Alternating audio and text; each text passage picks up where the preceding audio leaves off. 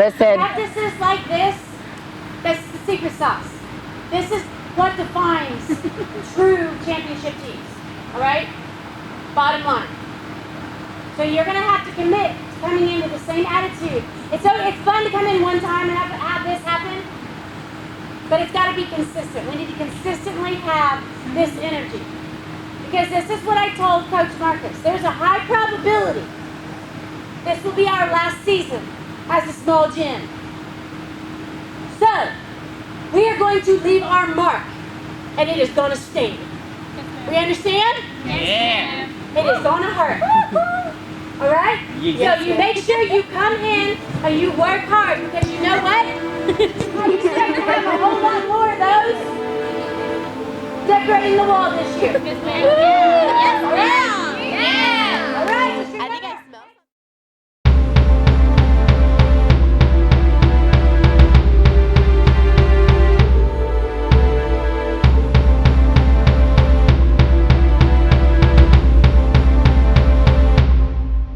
Come on, welcome to the Cheer Factory Gold Party.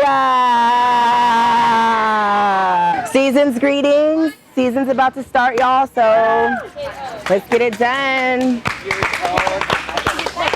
I love all this glitter. What did you use to put on that? Chapstick. Oh, No way. you just put chapstick and glitter? Okay, come on, beauty hack. So I don't want to put glue on my face. So Yes. Whoa. I was born in Illinois, Springfield. How did you get here? In Texas, well, my dad, he was in the Air Force, and we moved around like a lot. And we, this was our last duty station. It was not in Houston, it was actually in San Antonio. I went to school to become a dental assistant, and I hated it. Like, I absolutely hated it. And I didn't start cheerleading till I was like, maybe like 17, about to be 18. And I had a friend that told me that I needed to come to his cheer gym. And he was adamant about me coming there because he knew that I could like tumble and stuff. And I taught myself like how to tumble like in my backyard, like stuff like that all the time. And he was like, you need to come be on my team, you need to come be on my team. So I eventually went to go be on his team at this gym in San Antonio called Terrific Techniques, which was literally my launching pad for cheerleading. And I got on this team and I literally fell in love with cheerleading like after my first competition. Like, I was completely obsessed. I wanted to just become more immersed in the world because I felt like it was a place that I could really be me and express myself how I wanted to express myself, and I could be on the floor and just be whoever I wanted to be for 2 minutes and 30 seconds. Like, that for me was so important. And you know, growing up, I had to kind of close off a lot of things about me, and cheerleading was that outlet where I could literally step on the floor and be Beyonce for 2 minutes and 30 seconds if I wanted to. So it was great. Every single time you step on this blue mat, it is serious. There's no games. We are not playing any games this year. Yes. None. We want to go to competition and we want to make a statement, a huge statement when we step on the floor, okay? And we have the potential to do that. But everybody in this circle right now is going to have to be all in, and we're going to have to be one, okay? You're getting tired. Use that tire to kind of help you slow down a little bit and see the floor better. So, because like every now and then you'll land, and then I'm like, I think she's going to land it, and then she rolls. Okay. So you got to think squeeze and just stand up because you got plenty of time. You're just rushing through it. Do one more time? Yeah, go ahead. Knock it out. Good job, Sam. Way to put it out there. All right. If you're in the middle of the floor, you will be roadkill. She doesn't stop and she's a little wild. Go ahead, girl. In my lap now. I permit it. So wet. I will say. Take your time. Take your time. Easy. A little bit too much. A little bit too much. But think about the set. If you got more set, you got more time to land. This is no time. This is extra time. Extra time. Extra time. Yeah. Yeah. We'll get there. We'll get there. Probably starting right around junior high. I started getting involved with football and track and basketball and wrestling. And then high school, yeah, all four sports. And then at one point I jumped into cheerleading right around my freshman year, between my freshman and my sophomore year. But pretty active. I was a wrestler, and the wrestling coach was a little aggressive, more than I really wanted to be. I saw guys running around the gym, running around the school, spitting in cups, losing weight.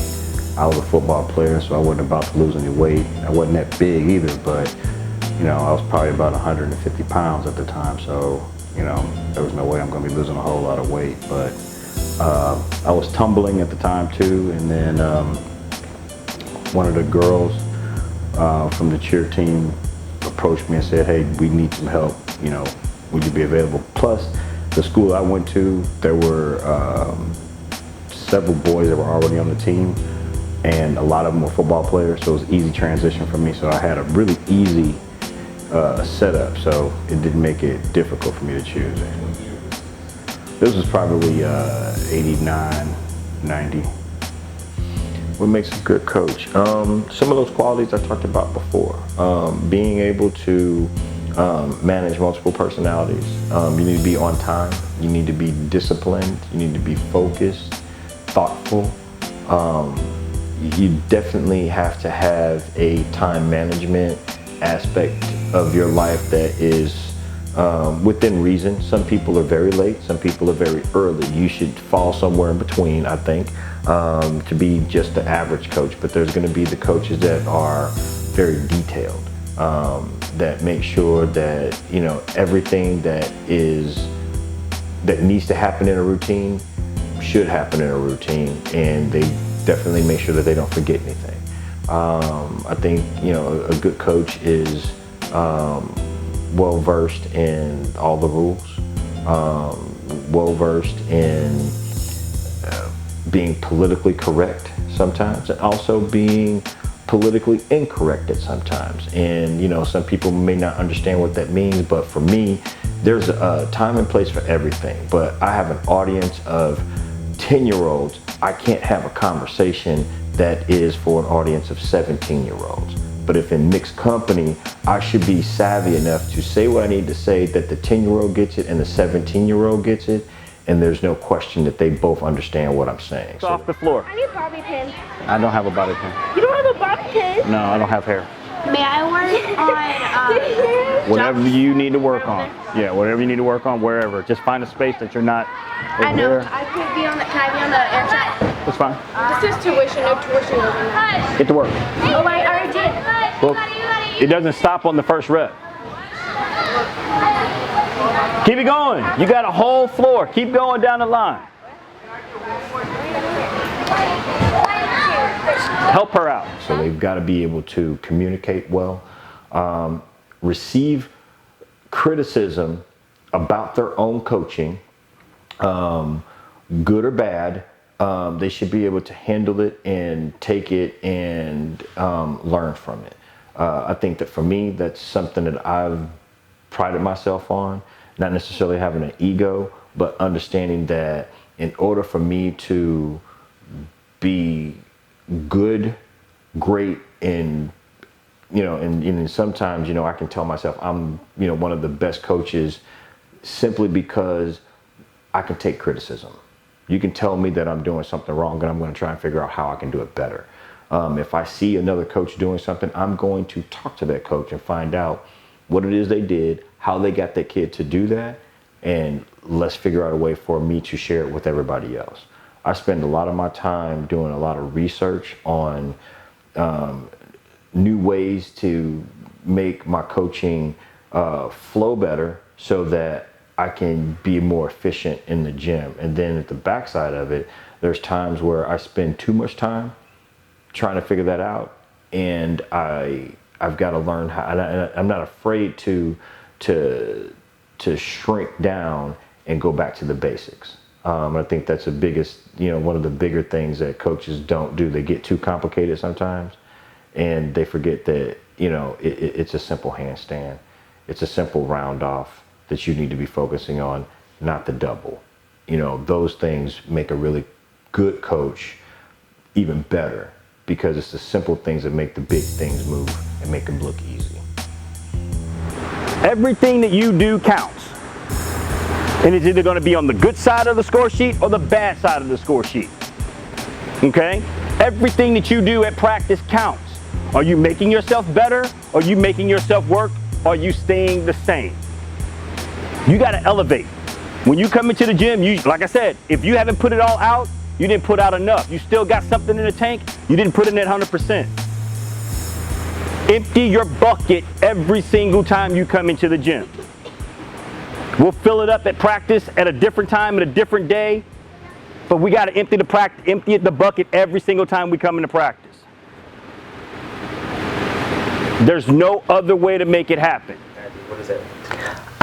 I just feel like it's something that's unspoken. Like it's not something that you can say. It's something that you experience. Like I just feel like when kids come into the gym, it's a different feel. It's a different aura. There's just something different about the people that you're around, the energy that they give off. You know, it literally seeps from them, the passion and the desire just for the athletes to be great and, you know, for the program to excel and thrive. You know, I think we all have that mentality, and I think that, you know, that's very special.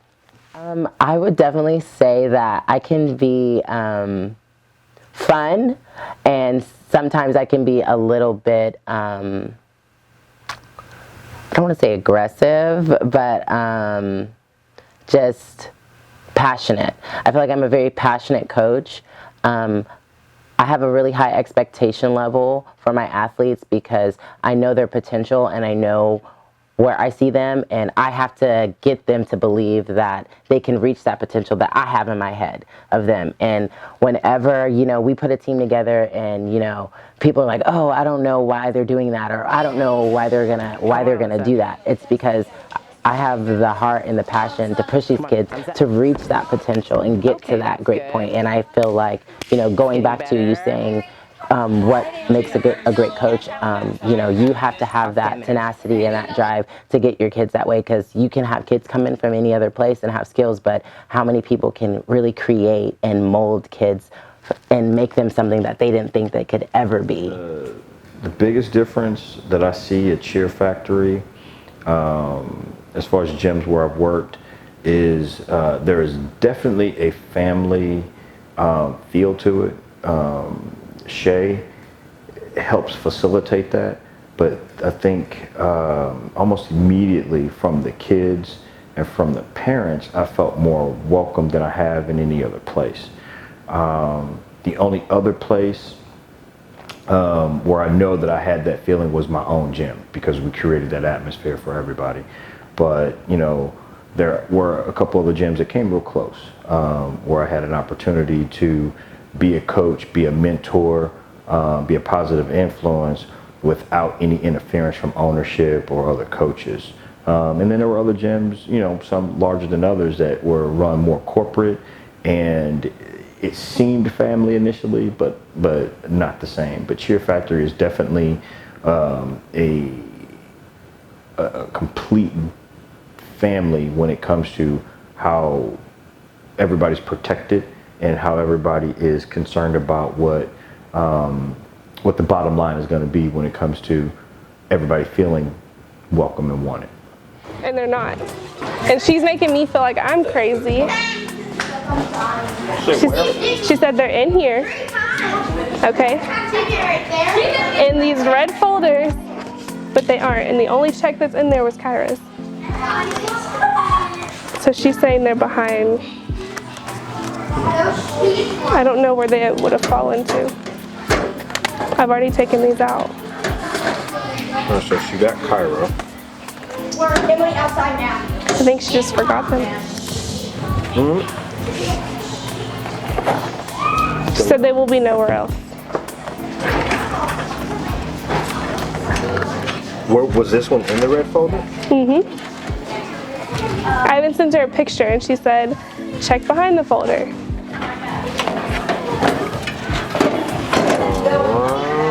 I wonder what she's talking about.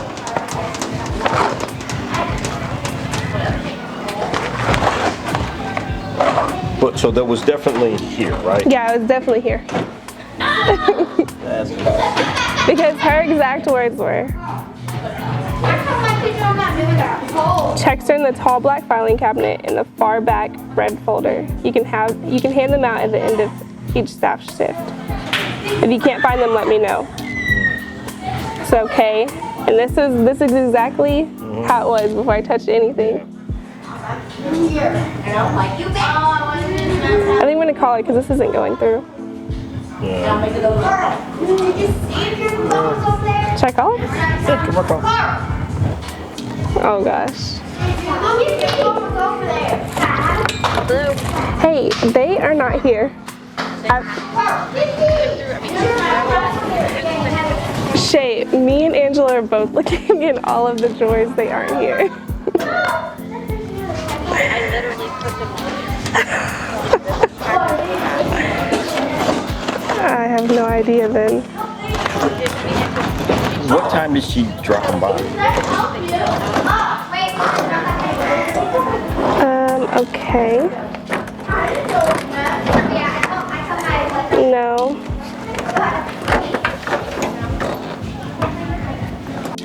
I know.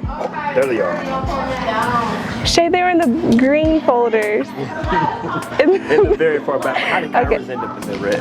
They were all separate, but we found them. Okay. All but one. All right. Yeah, we found them.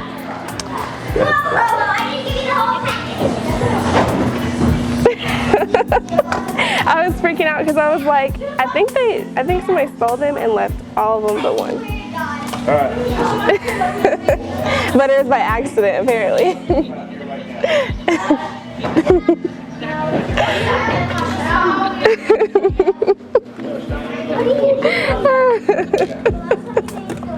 Okay. All right. All right. Well, thank you. All right. So I go to school at Prairie View A&M, and I was needing a part-time job, and I didn't want to go to Cypress, so I was looking towards College Station or Brenham, and I found Cheer Factory. It was an easy job to get, but she had over 600 applicants, so she went through each applicant, and then when she finally interviewed me about a month and a half later, I was her second interview, and she had interviews after me, and after me she just canceled everybody. She said she knew I was the one. I'm ready for some drama. I've seen these cheer shows. I've seen the cheer shows, I've seen the moms, I've seen the girls. I don't know. Yeah. I've already had some moms come up to me with a little attitude. And it was okay. Hey. That was a great practice. Outstanding. That was a great practice. If we can play like that each week, hit the stunts, I'll hit the tumbling and the corrections, and then we'll move forward from there because I'm good with that. That works. It was great. I think we're starting to find our... Because I get to be picky when I don't have to be yelling. Because once I start yelling, things go a little crazy. I can't wait to see that. I'm looking forward to it. I will lose my mind, and honestly, I'm starting to get a little bit more patient lately. So. Someone take a picture. The atmosphere at Brenham has been established for a longer period of time than Humble. So the kids have a set routine that they come in and do. The parents have a set routine that they come in and do. There's a lot more comfortability. It flows a little bit better. There's more space. And I think that the spatial situation in the gym gives the kids a little bit more freedom to do things and be themselves, because there's a lot more time away from the floor that they could have in personal space and doing other things. So it becomes kind of home, for them. So they can kind of sit and lounge around. Whereas Humble, it's one floor. Right now, we're working on the expansion, but that space is set for getting there, getting work done, and going home. There's not much room to hang around. The kids that are in Humble are all coming from different gyms. So it's not like they've been in that location for a long time. It's only been a year, maybe a year and a half now. So the culture is still forming. And you got kids that are coming from the other gyms that that they decided that they were going to leave. So they're bringing some of that influence over, or you can kind of see that they're trying to figure themselves out. So it's still it's a work in progress. But I do think that there are two distinct, different styles when it comes to the culture.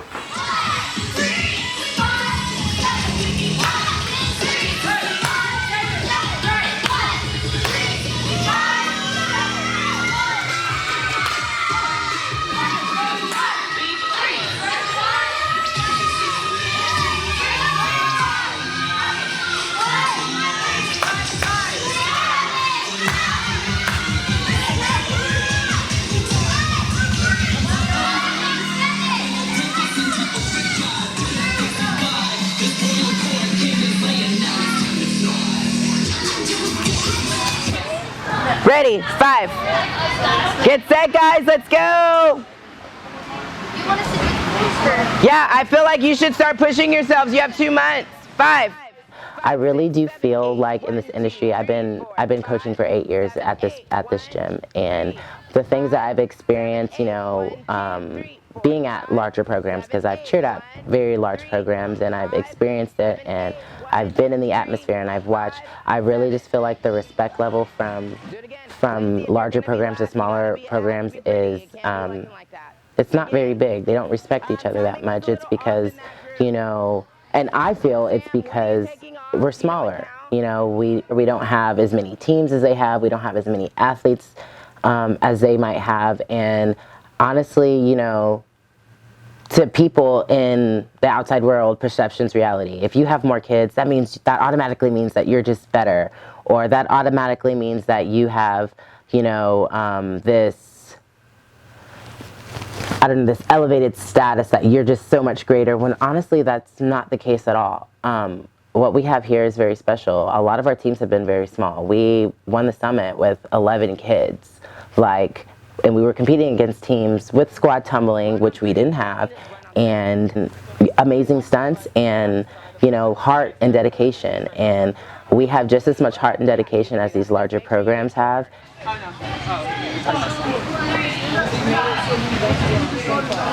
Ready, 5.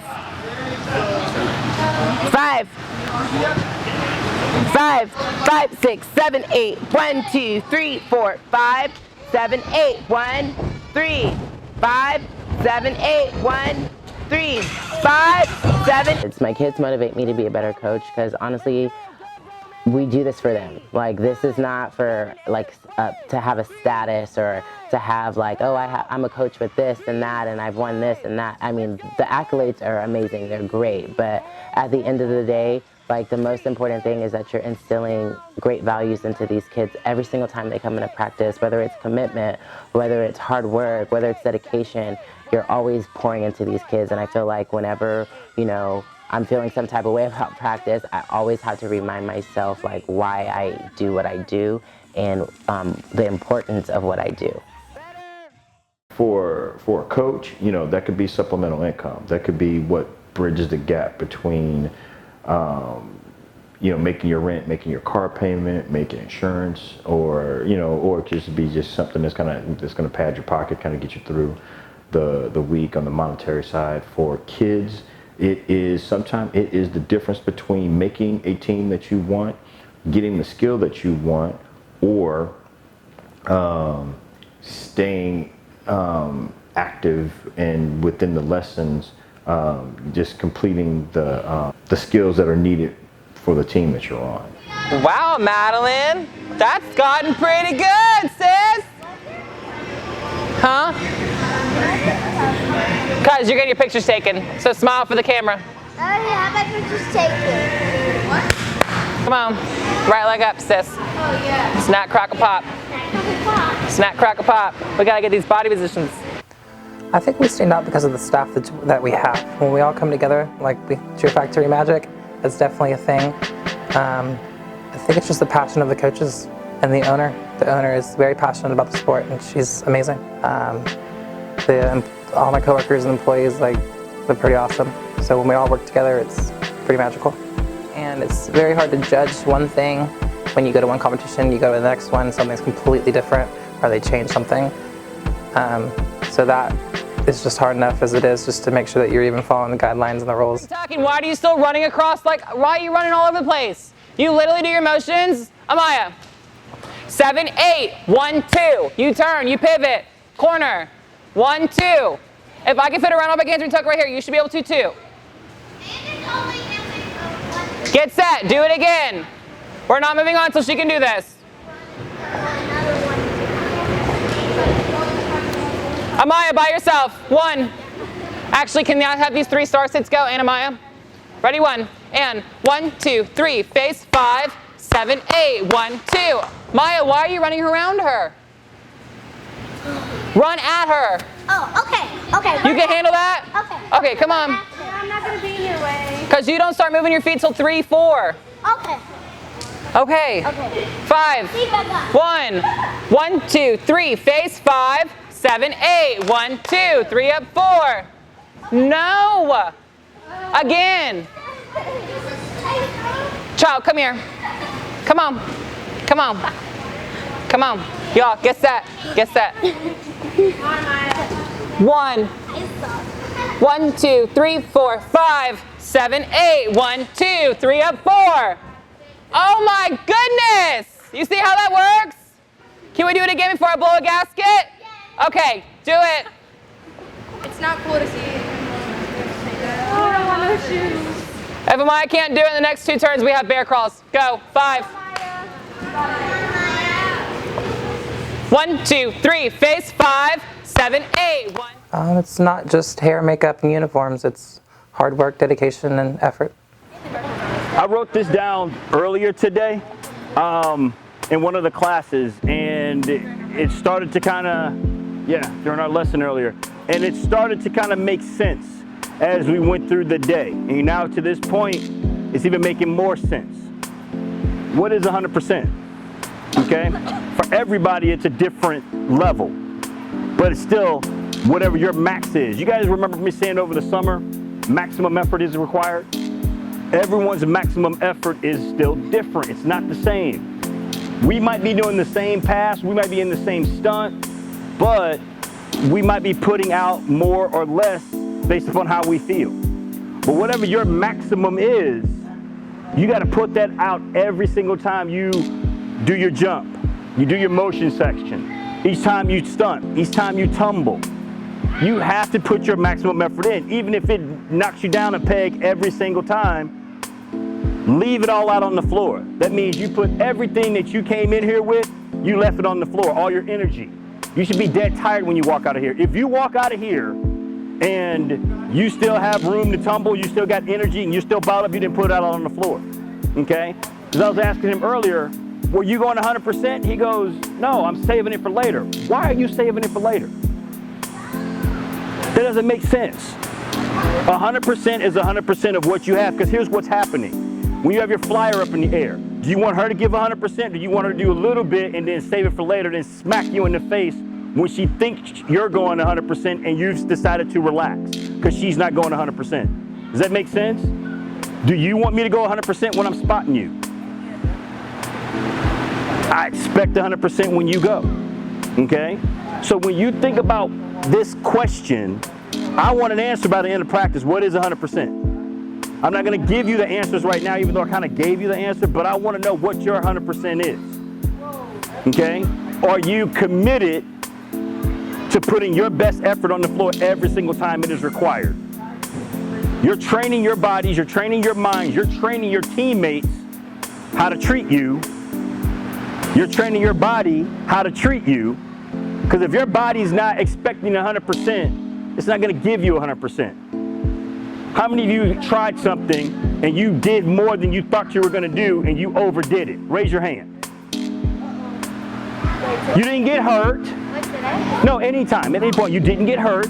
You survived it. It was probably easier. How many times did you not put 100% in and you got hurt? Okay? More hands went up. I've got something that I used a long time ago. It's called RRCC. Risk, reward, caution, crash. Almost every single time, if you are risking it, you're going to be rewarded for it. You're going to be better than you thought you were. But as soon as you caution and you start putting on the brakes and you back up off of it, you're going to hurt yourself. You're going to hurt somebody else. I don't want to be hurt because you didn't put 100% in when you tried your full. You don't want to get hurt when that flyer gets up in the air and she bails out on you in a kick double. Okay? Does that make sense? So put your 100% into it. Put your heart into it.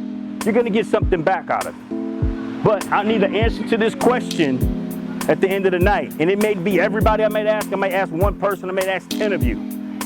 You're going to get some money for it if you got the right answer. All right? Marcus.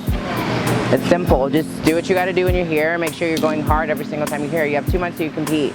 Like, let that sink in. I think that should be like enough fire for underneath you to get in here and work on your skills. Like, Absolutely. And both of these teams, there's high expectation for both of you right out of the gate, whether you believe it or not.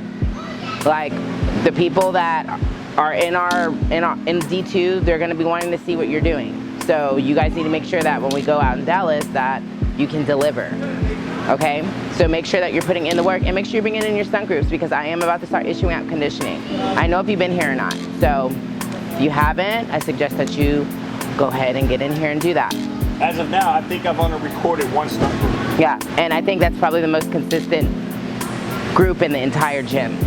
So, and they're here all the time when they don't need to be. But all right, cool. Not surprised with that group of people. All right, so you need prestige on the floor? Yes, prestige on the floor. I'm from Brenham, Texas, right here. Mm-hmm. No, I've been here my whole life. I was born in Brenham, everything. So, growing up in the area, I grew up with a lot of kids that take our tumbling classes here and stuff. So, I know how to.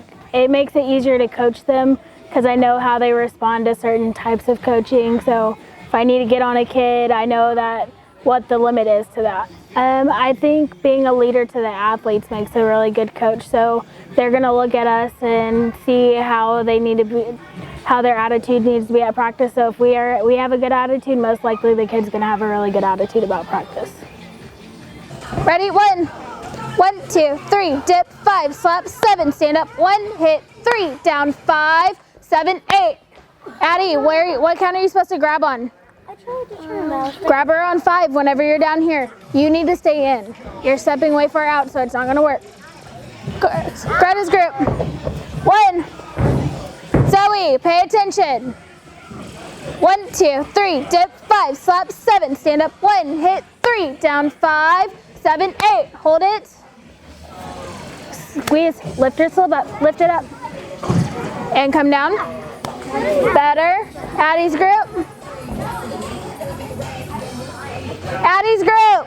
I think the difference is having in the atmosphere be more friendly and inviting rather than intense, crazy atmosphere. So here we like to have the kids come up to us, talk to us, even if it's not about cheer. So it's more of we're a family rather than just a coach and an athlete.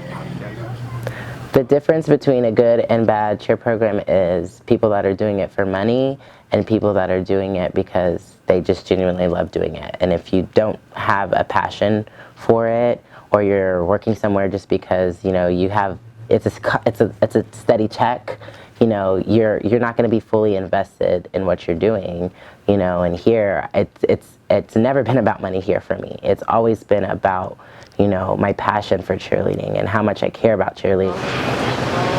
They're marking choreography. We don't mark choreography. It's not a marked skill. You always do choreography every single time, without fail.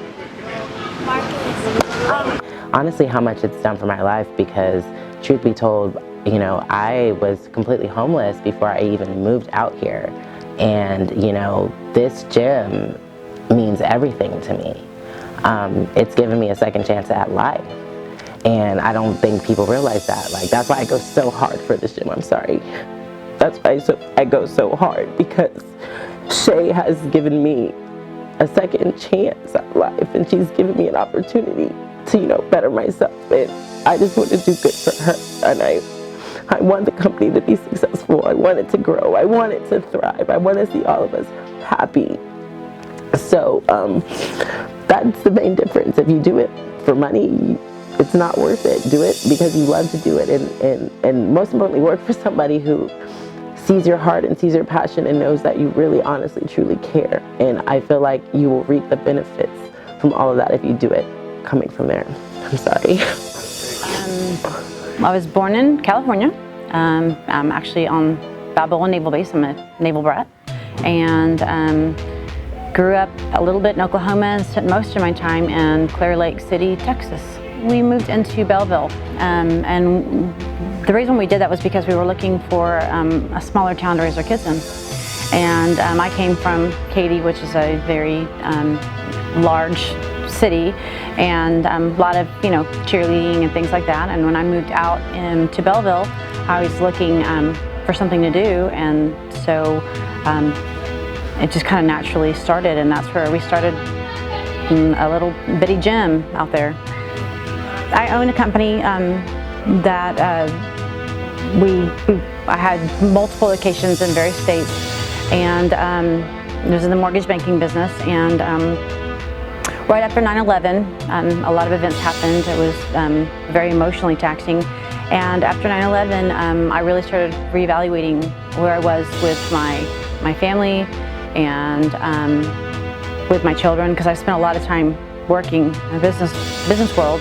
And that was the reason why we eventually decided to move to a smaller town where we could really focus in on the family.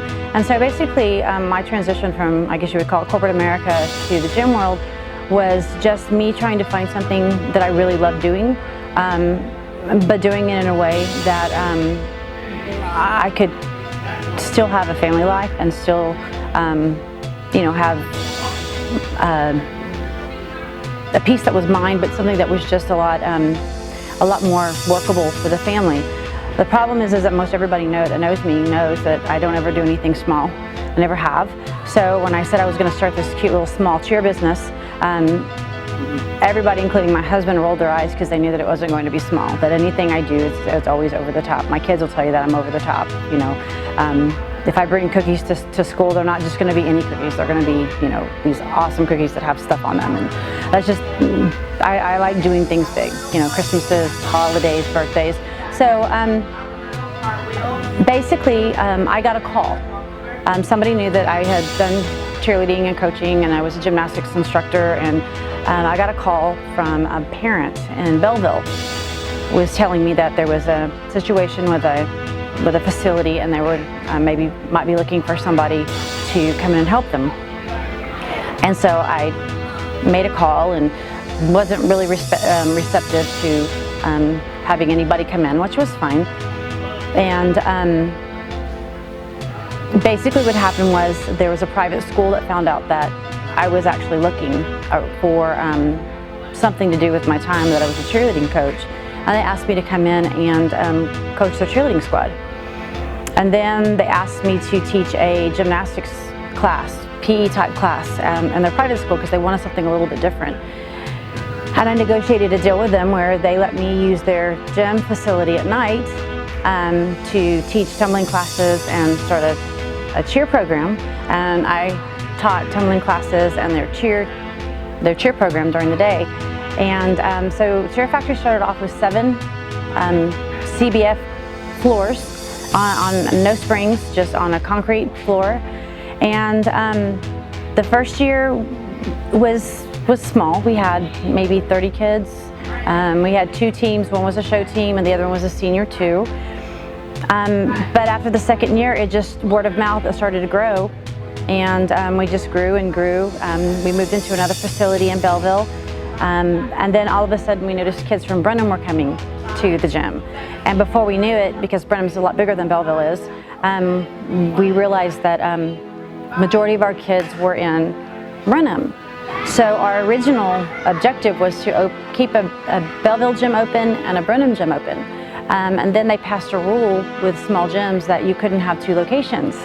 And so we had to decide what we were going to do. And basically what happened was I had this bigger facility, and then I had a little facility in Belleville. I couldn't keep that one open because it wouldn't house everybody. So we ended up having to close down the one in Belleville, and we moved to Brenham, and that's how we got here, and we've been here ever since. All right, last screw, and it's going up, and there we go. All right, it's the beginning of the empire. Gotta have signage first. Oh yeah, that light should catch it pretty good. Yeah, I think so. Looks really good. And now they're gonna know who is in this building for sure. Right here. And even if people park right here, they'll be able to see it. Yeah. Yeah, that looks really good. All right. Huh? So what does it feel like? It feels amazing. It feels amazing to actually have a sign up. Long time in the coming. I used to joke about the fact that we didn't need a sign because, you know, we would just word of mouth. But I think that we've earned the right to have a sign up on the building. How long has it been with no sign? 8 years. 8 years, no sign. 8 years. We're always the best kept secret, and people just kind of came to us and they found us, and now we are officially signed. I'm so excited. Me too. Yeah. This is the beginning of a new chapter. What most people don't see is are the coaches behind the scenes. They don't see the tears, the lost sleep, the frustration, they don't understand how bad we want it for our athletes. It's a roller coaster ride. You go from extreme, intense stress and getting the routines together and trying to make everything look good to just anxiety when they're getting ready to go out on the floor. Most people don't realize that when those athletes go out on the floor, the coaches are out there too. We're just as nervous as they are because we want it so bad for them. And so it's the anxiety. And then when they hit the routine, the elation, it's like it's like you just won the World Series or something. And it might even just be a regional competition. It doesn't really matter because I love the little victories that each team has. On the other side of it, if you see a team that you know is struggling, it's heartbreaking. It's heartbreaking. We had a team a few years back that they were amazing at practice, but when they got to competition, they struggled. It was heartbreaking. It was heartbreaking to watch and know how hard they worked, because it wasn't for lack of practice or desire. It was just for whatever reason. When I got on the floor, it wasn't working. And it was heartbreaking. I mean, tears, real tears. But when they finally got it together and hit towards the end of the season, that in itself, it was like, you know, celebrating something huge. It was a huge accomplishment, and I don't even remember it being that big of a competition, but for us it was huge because it was like this mountain that they'd climbed, and they'd reached the top finally, and they recognized that they, you know, just how amazing they were.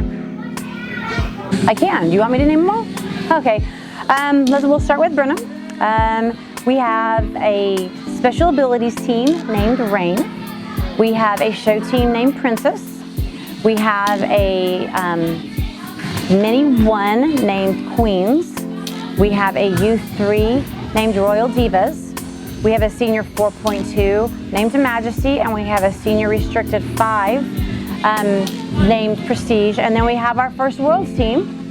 They're called Old Bones. I'm kidding. They're actually called Royal Court. We jokingly call them Old Bones because they're old.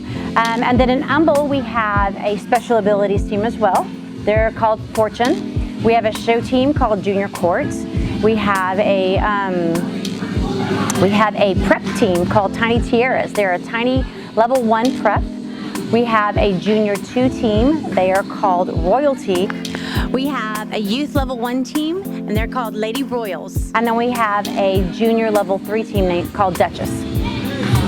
Honestly, I think our secret sauce is the way that we all come together as a family, if I'm being honest. A lot of times when you'll go to gyms, they call them a cheer family or a gym family or whatever, and that's really great. But when you get in there and you really become part of it, you really begin to realize the dynamics that's in it. It's really not a family, it's really a business. And for me, I was very blessed in the fact that when we moved out to Belleville, I didn't have to work. I did this because I love it.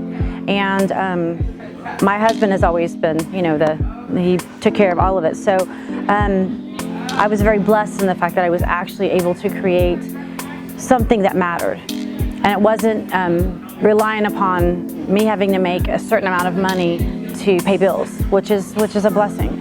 And because of that, I was able to really focus on what was important, which for me was having not just the athletes, but the coaches, everybody feel like they had a safe place to go where they could go when things were bad and they had somebody to talk to. That it was somewhere where they had an outlet. Because I know for me, when I was young, going to gymnastics was an outlet for me. It was my release valve. I had some amazing coaches, Coach Foy, Coach Lorenzo, they were awesome. And they made a difference and it impacted me because they coached the way that I really feel like people should coach. They were tough, but they were very loving, very, honest. But I really feel like our secret sauce is just that we were close and we try to create that family environment as much as we can with as many athletes as we have. And I feel like that, and we're all on the same page. And you'll hear when I talk about things, I don't say mine because it's not mine. This gym's not mine, it's ours. Because without everybody else doing all the things that they do, this wouldn't exist. So, Dear God, thank you for today. Thank you for waking us up this morning. I want to thank you for blessing us with such amazing, dedicated athletes and parents. And I just ask as we gear up to our first competition in December that these kids come into the gym and they stay focused and they stay driven. And I just ask that they come in here and they work on their skills. In Jesus' name we pray. Amen. Amen. We need to tell y'all our breakout. All in on 3-on-3 and 1, 2, 3. All in on 3-on-3 on 3-on-3. this is going to be, and eventually it'll say home of. It'll be awesome. Super excited. Then we get the front stuff, front repairs done, or remodeling done, and it is going to be amazing.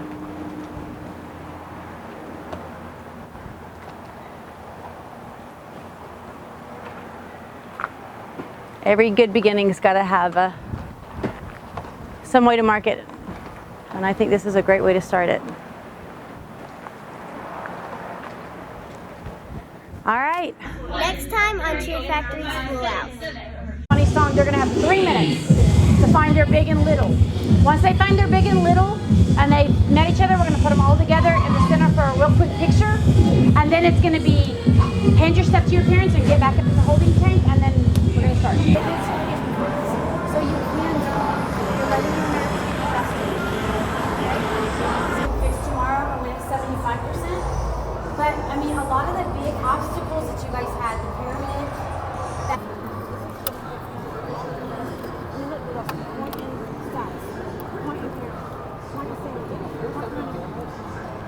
and that pyramid was quicker.